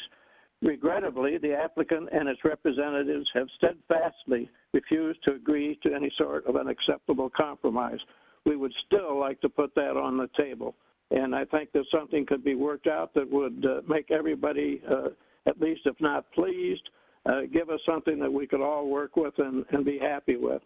The basic problem, and it has already been said, as proposed, that site would not comply with the general plan. The location of the proposed development is outside of the Midtown TOD district and the Central Avenue corridor. The height requested on the site in no way furthers the certainty and character of the surrounding area. In short, approval of that request will constitute spot zoning, as there is little adjacent context to support the height and intensity at this location. In short, as filed, the subject application violates the general plan and policies and regulations which the residents of Phoenix have relied on for predictability as they strive to preserve their established neighborhoods. And Mayor, I want you and the other council members not to underplay that statement, because this is critical. And this site, if it goes forward, if the 110 feet is currently planned in that PUD, is going to be a key for neighborhoods to understand that they can't really garner and look to support for the city. Thank you. Thank you. Neil, the floor is yours. Mayor, Vice Mayor, Council, thank you and best wishes to you and your family during these extraordinary times. This is Neil Haddad, and I'm speaking on behalf of the Neighborhood Coalition of Greater Phoenix. So we ask that you deny the proposal before you. The reasons for denial have been reviewed before, but that doesn't mean we shouldn't skip over them now. Even with the parking podium, and maybe because of it, the project completely walls off the Phoenix Country Club from the neighborhood, allowing for no interaction. Why will anyone from the neighborhoods actually want to go there? It's not near light rail, it's a half mile away. Why did we spend all this money on light rail and not have projects like this use it? Project like this should be part of the densely designed Central Avenue corridor. This project is plunked down where it is, not because of urban planning dictates it, but because the property owner wants it there. This is the very definition of spot zoning. Isn't spot zoning illegal? As you've heard before, it goes against the general plan. If you don't think that's important, many of us just can't wait to see how the adoption of the next general plan rolls out. It's important to note that we could have moved forward with legal mediation rather than bringing this to council. That option would have been a rational decision. This is more than simply a decision about a parcel. It is a decision that affects neighborhoods and the homes of residents. I'm going to leave with a quote. So former Major League Baseball Commissioner Bart Giamatti was writing about baseball, but what he wrote has meaning here. He wrote, quote, "Home is an English word virtually impossible to translate into other tongues. Home is a concept. It's not a place. It's a state of mind where self-definition starts, period." This is about the homes that are the center of people's lives. The neighbors still want to work to make this a great project, but not this plan. Council members, please vote to deny this project. Thank you. Thank you, Neil. I believe we have 3 minutes remaining in the applicant's time. Is that correct with our staff? Mayor, members of council, that's correct. Or I'm sorry, that may not be the appropriate time, but we'll on behalf of the applicant.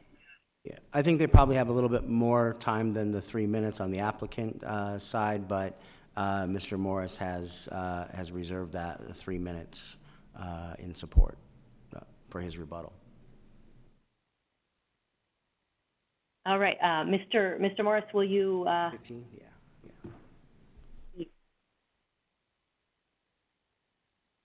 Mayor, just for the record, to be clear, Mr. Morris has 15 minutes if he so chooses to use that, but I don't believe he intends to do that. The 3 minutes should suffice, but if he needs more, he has plenty of time. All right, Mr. Morris, go ahead. Thank you, Mayor. Thank you, Mr. Stevenson, council members. I don't intend to utilize the 15 minutes. But I would want to point out a few things. In terms of how we're conducting this meeting, I've actually had the benefit of working now in several jurisdictions that are forced to undergo the same restrictions, and it has not been a detriment to the public hearing process because that has to occur. And I want to be more specific. In this case, when there were live hearings at the village, there were a total of 12 members of the public who participated in opposition to this case. At the Planning Commission, there were roughly that number, maybe slightly more. But in all instances, the 3 main protagonists and the 3 main speakers, along with Mr. Barnes, Mr. Haddad, were the 3 speakers who have taken the majority of the time today. So I want the council to rest assured that the opposition to this case has remained both consistent, but this methodology of hearing hasn't muted their concerns or their opposition. I also want to point out what's obvious, and that is that they are essentially re-arguing the zoning case from a year ago that was already decided by the mayor and council. We're also being criticized for lowering the height from the original height in an effort to compromise and find something that worked both for the council, the applicant, and the neighborhood, which is why we're fortunate to stand here with 114 positive neighborhood letters in support of this application. This does not include a general plan amendment, although we have heard a lot today about general plans and general plan amendments. I also think it's disingenuous of the opposition to show pictures of data centers and try and compare them to a residential building. I think we're all familiar with the residential buildings that Mr. Graham has been associated with in downtown, and they are not the data centers and the essentially concrete bunkers that were shown by Mr. Warnicki. I'd also like to point out on the parking, and I'm sure we'll talk about this more, as well as the landscaping. There is a commitment from the board of directors for the Phoenix Country Club to address both the parking in terms of any parking that would be for large events on site, so that we have a comprehensive parking plan in place before any construction would begin that takes into account the neighboring streets, neighbors who have shown that they are interested in this issue and want to be contacted, so there's a communication plan, there's off-site parking, there's valet parking. That will be done before a single brick is put into place for this case. I'd also, again, like to point out the obvious, which is the Phoenix Country Club owns this land today and is the seller of this property. There is no one who would be more detrimentally impacted by a parking shortage or a lack of parking than a club that caters to their members. They would be cutting their nose to spite their face. So their first concern as to the redevelopment of this site is making sure there is adequate parking for both uses. I would also point out that we are talking about zoning today that exists on this site permitting 190 feet of building. And the ordinance, which was ultimately passed, allows 110 feet of height. It is not our request for a new 110 feet of height. It is a reiteration of staying within the stipulations of 110 feet already granted on this site, and that the no vote that the opposition is requesting doesn't lower the height a foot or an inch. It's still 110 feet as we stand today. But the PUD that we are proposing, which stands for Planned Unit of Development, is superior to the existing zoning and is a benefit to the neighborhood, it's a benefit to the pedestrian, it's a benefit to the historic areas, and it's a benefit to the city as a whole, which is why both John Graham and the neighborhood in support of this have spent a year putting together this application for your consideration. With that, Mayor, I'd be happy to take any questions from you or the council. Wonderful, thank you. Any council member questions?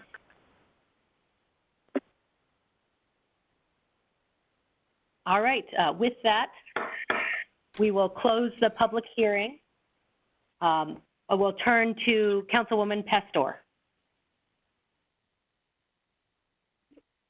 Mayor, can I just, Councilwoman Pastor, are you okay if I just say one? Thank you.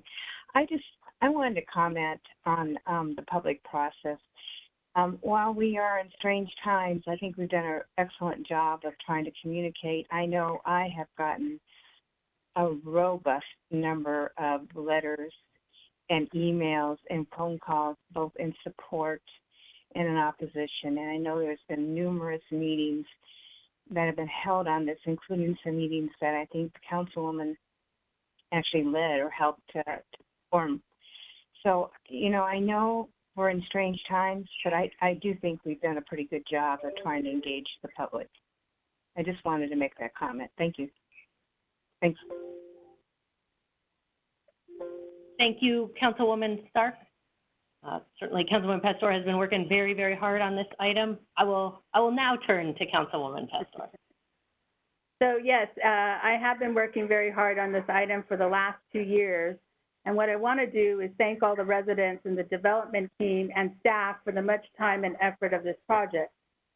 As many of you know that in March, we voted for the project at 110, a mid-rise. I capped it at 110 at that time. And like any project, I work and I start with the community input and try to strike a balance to work together. We have had countless meetings with neighbors and stakeholders. This conversation started with 164 feet, then it went to 140, then it went to 125, then we landed on 110. And we settled there because I was part of that conversation, and that's where it was capped. The idea of the PUD was to have neighbors and developers work together. My understanding is that there was outreach for participation in the Architectural Review Committee to neighbors surrounding the corner of 7th Street and Thomas, and that input was given by those that volunteered their time to serve on that committee. There has been an ample opportunity to dialogue, and one thing I have consistently heard is that all parties agree that they want this intersection redeveloped. What's also consistent has been the height, and what's been contentious on both sides is the height. But we settled that in March. On Monday, when I spoke to several of the neighbors that spoke right now, they asked me if I could speak to the developer regarding several questions. So one of the questions is, would you consider underground parking? The project is currently planned with a 2-story parking garage that will go 1/2 floor below grade. The code requirements and excavation costs associated with fully underground parking are cost prohibitive and make the entire project financially unattainable. Alternatively, could the project be done at the height of less than 100 feet? When this project was originally proposed in June 2018, the proposed height was 64 feet. In a compromise brokered by the Planning Commission on October 28, the height was reduced to 140 feet. Finally, in March 2019, an understanding was reached between the City Council, the neighbors, the applicants to bring the building height down to an additional 30 feet. This understanding is memorized in the first stipulation of the approved ordinance for Z-42-18-4, which allows for the maximum building height of 110 feet. From that point forward, our zoning application, development standards, and conceptual project plans and pro forma have all relied upon this mutual understanding of 100 feet was the acceptable agreed upon height for the PUD. The same height currently allowed by the right under the existing R5 MR zoning. Any downward deviation in the building height at this point would be a detriment ripple effect that would threaten the feasibility of the entire project. Would you consider a more active use at the intersection on 7th Street and Thomas? In its current condition, the intersection of 7th Street and Thomas is not conducive to pedestrian-supported ground floor retail uses, and none are being proposed in the current conceptual plan. The design elements in the overall streetscape design, however, were thoughtfully crafted to demonstrate the street frontage activation and contextual, and the activation can and should mean more than simply incorporating street-facing storefronts into the project. In this case, we are using landscaping, lighting, architectural details, seating opportunities, and art to provide a welcoming, pleasant, and visually stunning pedestrian environment. Active use are permitted by the proposed PUD along with relevant development standards to provide flexibility in the development of the property should conditions become more favorable to their inclusion. So I just wanted to put that in the record because I went back to the developer and asked those questions. The other question was regarding a parking plan. I did receive a parking plan. It's the Charles Schwab parking plan. And what I want to ask Alan is this is the Charles Schwab plan that I referenced when we spoke. In addition, can the Phoenix Country Club Board of Directors be committed to developing an outreach and communication and vehicle management program? Mayor, Councilwoman Pastor, that is correct. You could add a stipulation that would require the applicant who would be working with the country club to submit that plan and have that reviewed and approved by the department.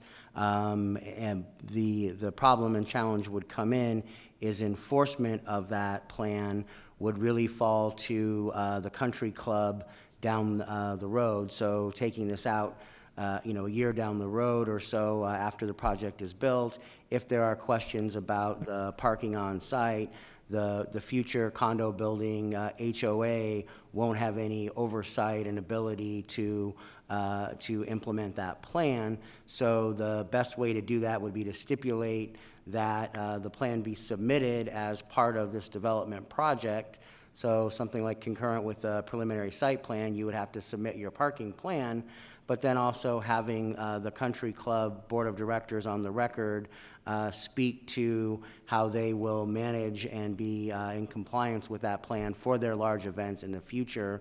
Should there need to be anything, there'll be an approved plan, and then it would be up to the neighbors to enforce any non-compliance of that plan down the road, because it is not related to the long-term operation of the subject zoning site.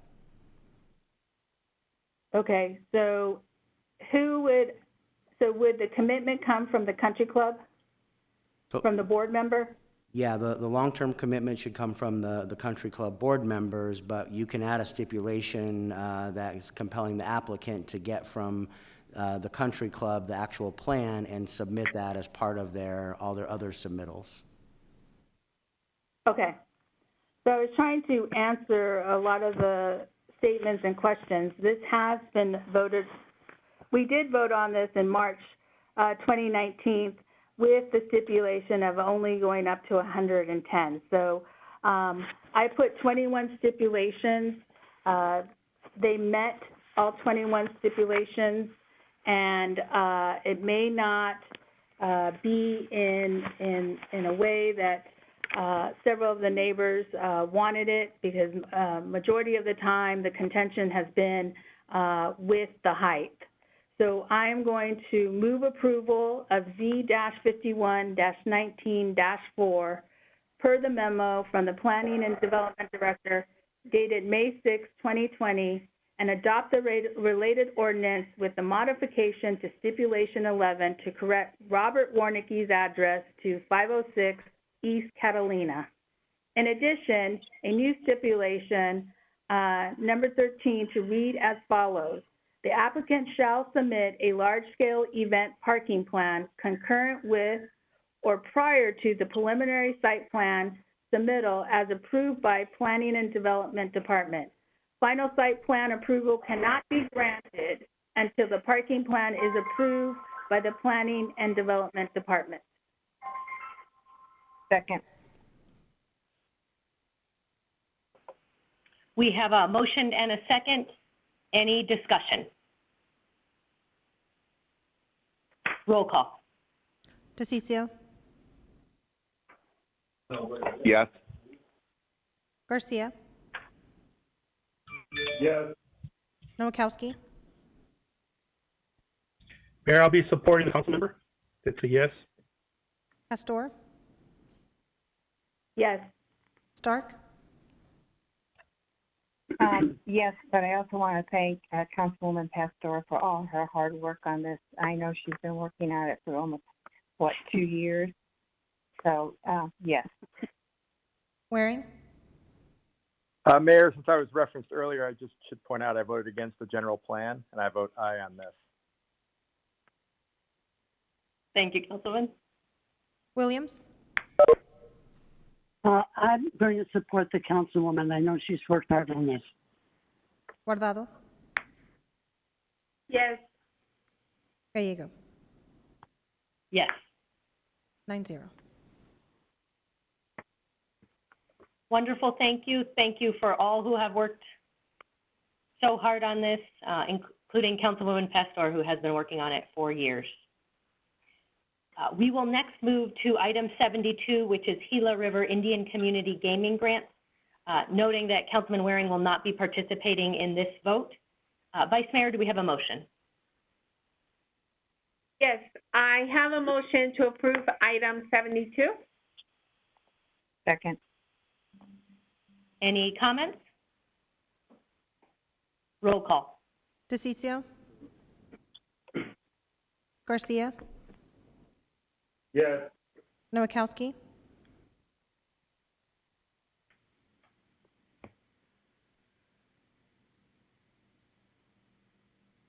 Nowakowski.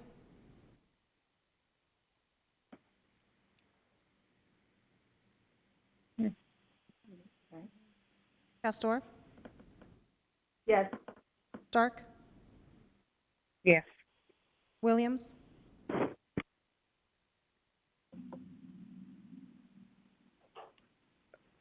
I can see her saying yes. Yes. Guardado. Yes. Gallego. Yes. 6-0. Item passes 6-0. That includes our agendized portion of this meeting. We will next move to public comment.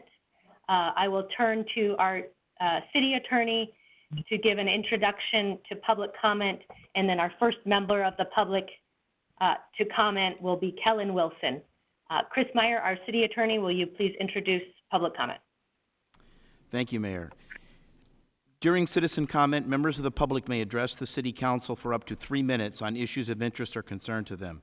The Arizona Open Meeting Law permits the City Council to listen to the comments, but prohibits council members from discussing or acting on the matters presented.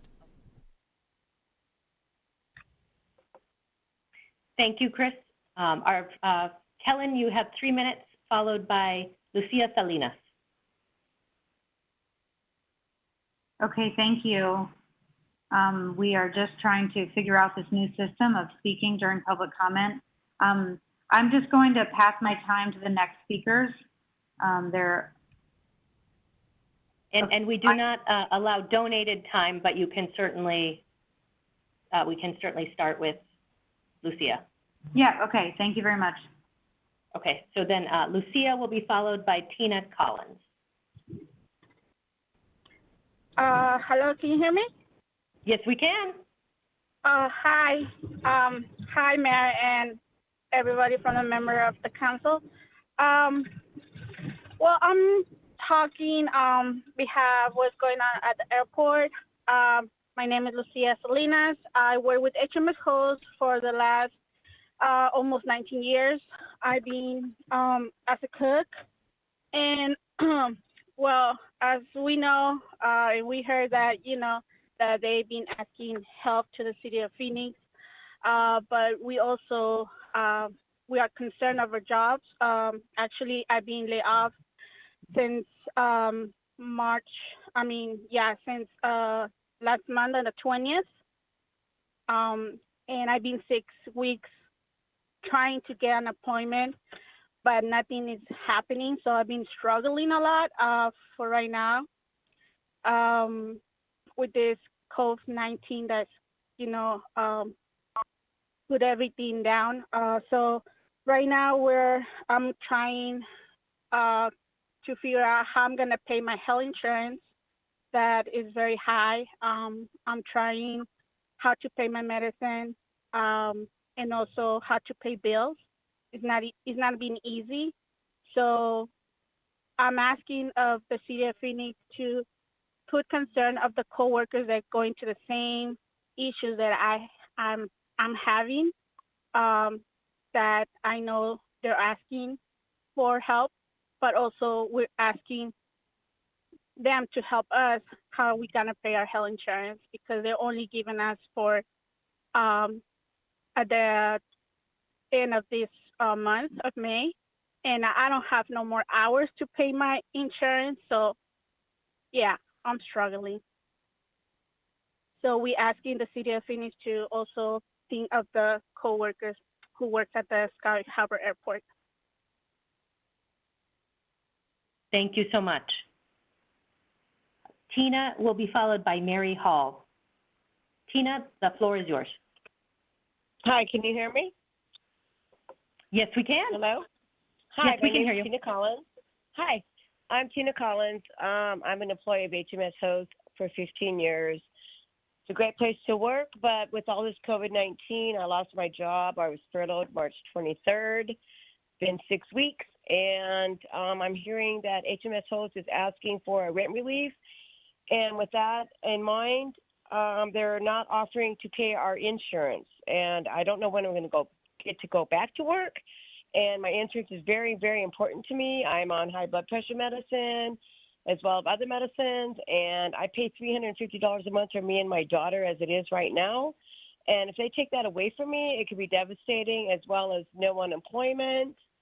And Host is a huge billion-dollar corporation, and for them to ask for millions of dollars and not want to reciprocate down the funds to us employees that make Host who they are today is unacceptable to me. I've been nothing but a great employee as long as the rest of the employees that work at the airport, and we're pleading that you listen to our case and that you maybe listen to that we need a little bit of those funds that you're going to trickle down to HMS hosts for rent relief. And thank you, Mayor and City Council for listening. And thanks for listening to me and giving me the time to speak my mind. Thank you for your testimony. Mary Hall will be next, followed by Michelle Hornstein.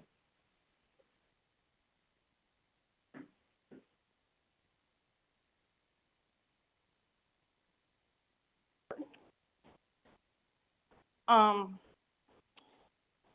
been on cook for the last 2 years since I've been there, and I know that my employer has been asking for rent relief. Now, I have a young kid who also is on my insurance, and I know I have health issues as of now since I've been laid off since March 28th. I know my insurance goes out in the end of June or the end of July.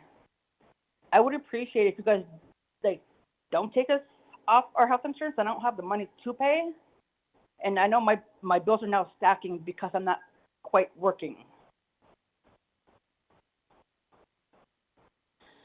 So please, don't forget about us. Thank you. Thank you so much for your important testimony. Michelle will be followed by Adrian DeMoss. Can you hear me? Yes, we can. Perfect. Thank you, Mayor, Vice Mayor, and members of City Council. My name is Michelle Hornstein, and I've worked as a server for SSP America for over 5 years. I'm currently without work and have been since March 15th. I have health insurance with SSP, and I use that for myself and my 3-year-old daughter, Noah. My insurance is incredibly important to me as I have ongoing health issues for the last several years that have yet to be diagnosed and require continued care and possible surgery. I have recently had to rely on my health insurance to help me get multiple ultrasounds, a HIDA scan, extensive blood work, CT scans, testing for ulcers, celiac disease, and food allergies, an EKG and an echocardiogram, and then follow-up visits for these appointments. The total cost for medication and appointments for March and April alone, had I not had health insurance, would have been almost $7,000, and there's no way that I could have afforded that without my insurance. During this time without work, I'm very concerned about what will happen when my money runs out. I have over $2,000 in monthly bills, which doesn't account for medications, gas, groceries, or anything that my child might need. I do not have any extra money to allocate to healthcare expenses during this global emergency. I know that my company has come to the city seeking rent relief, and I ask that if you are considering giving bailout to HMS Host and SSP America, that you only do so if you make sure that you pass the relief on to the workers as well. Please do not forget about us. We workers are the heartbeat of Sky Harbor Airport. We are some of the first faces that people see when they arrive in Phoenix.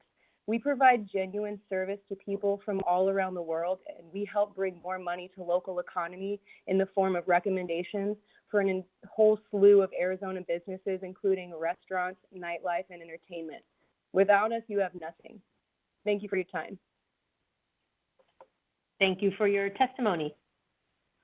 Adrian will be followed by Tracy Gunderson. Hello, can you hear me? Yes, we can. Hello, thank you. Honorable Mayor, Vice Mayor, and City Council. My name is Adrian DeMoss. For the last 3 years, I've worked at SSP America at Four Peaks Restaurant, Terminal 4, best food in the airport. I've been laid off since March. I just received my first unemployment check Saturday. My main concern is that with my health, because I am almost 60, I try to keep myself in good condition, but I've lost my apartment, so I'm staying with my mom's, and my mom's health is not that good, so I worry about going out. All I want to say is that I've been through bailouts before. I used to work with the UAW in Detroit. It didn't really work out well for us then. I'm not saying that we shouldn't take the time to help our employer at the airport, but what I'm asking that if we do help them with taxpayer money, that you put some stipulations saying that you got to look out for the workers that you're getting this money from with our health care. Make sure that we have some of our jobs back when we get through this, and basically just asking for our fair share. That's really all that we asking for. With that, I'm not going to take up your time. Thank you, Mayor. Thank you, City Council. Thank you for that important testimony. Tracy will be followed by Nora Felix. Hello, can you hear me? Yes, Hello? we can. Yep, Okay. your floor. Okay, thank you, Mayor, Vice Mayor, and the members of City Council. My name is Tracy Gunderson, and I have worked for HMS Host at the airport for 9 years. I work as a server at Blanco, Tacos and Tequila. I'm currently without work since the middle of March. I'm a mother of 2 active young boys and a wife. My husband and I are covered by the health insurance.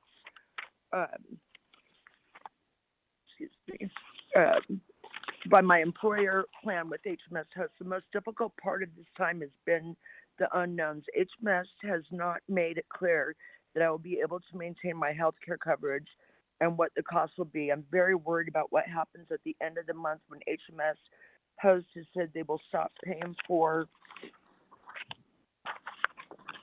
the health insurance. What will I do then? I cannot lose my job and my health insurance. Not now, not ever. My husband, whom is self-employed, and I use the insurance all the time for routine emergency medical services. Just last week, my husband was mauled by a pit bull and almost had his left arm taken off. He's scheduled to undergo surgery and skin grafts, and I see my doctor and specialist almost weekly to deal with pain management and other pre-existing conditions. I am a leukemia survivor, and I take the health and well-being of myself and my family very seriously. I know that my company has come to the city seeking rent relief. I ask that if you are considering giving a bailout to HMS Host or SSP America, that you make sure that we are getting bailed out as well. We need your support now so we can get back to paying our mortgages, our rent, afford our health insurance, and back to work to the jobs that we love. The month of April alone, my health insurance invoice added up to $1,050. We have been on a very limited budget since I had been put on work furlough in the middle of March. Thank you for allowing me to speak my voice, my concerns regarding this issue. God bless you. Thank you. Thank you for sharing your story. Nora will be followed by Victoria Smith. Nora, the floor is yours. Yes, hi, good afternoon. How are you guys? Doing well. Thank you for letting me have a few minutes of your time. Yes, by the way, my name is Nora Felix, and I work for HMS at the airport for 2 years already. I work as a club attendant, and I was currently left on furlough for 2 months already. And I'm concerned because I have a child, and he's 10 years old. And the most thing that concerns me right now is the insurance, because you never know when we might get sick or when we might need it. And then I'm concerned about my other coworkers too, because they're concerned about the insurance. They don't want to pay anything because right now they're out of work. They don't know when they're gonna go back to work. And yeah, I just want to thank you guys for everything you guys are doing. And we have to be strong in these moments, and thank you for your time. Thank you for your testimony. Victoria will be followed by Yaima Montejo. Hi, can you hear me? We can. Hi, thank you for taking the time for us. Hopefully you guys are being very careful out there. Please wear your mask. Now, I do work for HMS Host. Been there going on 8 years, I think. Time's going by fast. Our concerns is if you're going to help HMS Host and SSP companies with bailout money, you better, not that you better, but it'd be very helpful for all the employees that were laid off in March out of nowhere. We've been hoping to get our unemployment checks. Our health insurance is very important, and a lot of us work for those companies for the health insurance. Now, if they cut us off, you have to stop to think about how many people are going to try to get access, which this state cannot afford to do. We are working for we can personally pay for our portion of our health care. That way we can take care of ourselves. But if you're going to bail out those companies, always understand, a company is not a good company without great employees. We are those employees that everybody meets. We have we try to have fun. We try to do the best we can on information and taking care of the guests. But working there, we are susceptible to so many diseases. Everybody's coughing. Nobody's washing their hands. So we are always constantly at risk in putting our lives up. Now, we are there for the health insurance and other benefits. But the number one benefit we look forward to is knowing that we are working for a company that pays their part of the insurance and we pay the rest. Now, everybody that's an HMS host, an SSP, upper management and everything, they're not worried about their bills right now or their health insurance because they're going to be carried. Well, stop to think about this. Without us employees going in there healthy, knowing we can have the blood test and our main concerns about our heart, high blood pressure, God forbid we become a diabetic, God forbid they find cancer cells inside of us that we have to deal with. The stress alone is heartbreaking. Our families are crying and we are crying. We are asking for help as employees. We deserve to be taken care of for everything that we've given to those companies and to this city of Phoenix. That's why you want to call us Phoenix Sky Harbor the friendliest airport, is because we know we can do that because we're working for companies that is, in a way, trying to take care of us, but right now they're being selfish. If you're going to help those companies, for God's sakes, help us. There's nothing more gratification knowing that when I go to a doctor or my husband or the kids got to go to the doctors, that we have a small co-payment, but we can go and get our medication. So please understand, we deserve for all the hard work that we give. I mean, we are doing 2 to 3 different jobs in one day. HMS hosts, SSP, your companies are multi-million dollars. Think about your employees because you are nothing without us. This city is nothing without us. And unfortunately, with this COVID-19, people are scared to death, not knowing if, God forbid, I should get sick, who's going to take care of those hospital bills? So please help us out and listen. And we should not be begging the city council for anything. We are not asking you. We are not on our hands and knees because we are too busy praying that our co-workers have not gotten sick. Our co-workers are going to have jobs when we go back. So please understand, we deserve to be taken care of. And please, for God's sakes, please be careful when you go out, and everybody use those gloves and use those masks. And thank you for your time. Thank you. Good safety warning. Question for our staff. Do we have any additional speakers online waiting for public comment? Mayor, we have no other speakers on the line at this time. Wonderful. Thank you. Thank you to all who participated in this council meeting. Vice Mayor. Mayor? Yes, I just want to go ahead and just thank all the speakers, everyone that spoke, and just saying that I know that it's not easy for people to tell their stories out in public, and I just want to thank everyone for sharing those stories. Thank you. Thank you, Mayor. Thank you. Thank you. It has been a very busy and productive week at the City Council, 2 days of productive meetings moving our city forward. With that, we are adjourned.